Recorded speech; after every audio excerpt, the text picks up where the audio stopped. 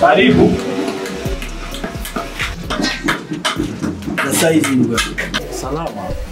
Nilikuwa naomba msaada ili niweze kulishiza familia yangu kwa sababu mimi ni mlemavu wa macho. Msaada? Wasi ndio wale watu mnajifanya vipofu kumbe sio vipofu. Eti nisaidie, nipate cha kualisha familia yangu, familia yako. Kwenye dunia yote, ushawahi kuona kipofu bonge kama wewe? Wapi kama sio Manchester yenu mnafanyaga mwei? Kama sio mtaani, mnaingia mamilango ya watu kuomba. Ndugu yangu, mbona unanijibu hivyo? Maneno ya kashfa kama hayo?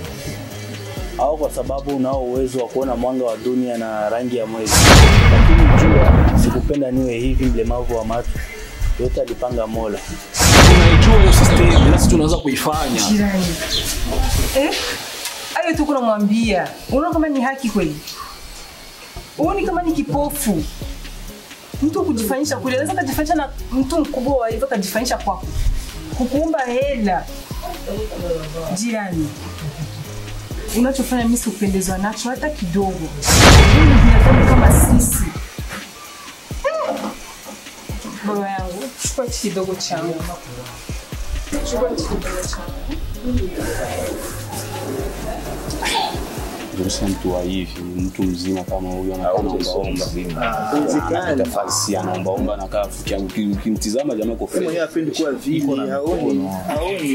Apendi kuwa vile na hii. Lakini kwa kazi sema hata tumsaidie hata hamna hata chochote kwa tumsaidie. Sina hela kumsaidia. Mtu anakaa hivi, anakaa hivi afu anakaa. Lakini sio poa hiyo. Sawa, lakini tunduruko. Pia brother tunaipinga. Leo ni yeye kesho ni sisi. Basi kwa saidie toe sadaka, lakini kwa ile jamaa kisimi na mjua ule wapi sana sio poa. Anko. Ndio kidogo changu ambacho nilipata. Sana. Ale so fresh yo. Njoo hiyo. Wewe nenda. Sio fresh hadi. Asanteni ndugu zangu. Mwenyezi Mungu awajalie palipotoka hizi waongezeke zingine maradufu. Amina. Na kwa wale ambao hawakuweza kujitolea, Mwenyezi Mungu azidi kuwakandamiza zaidi.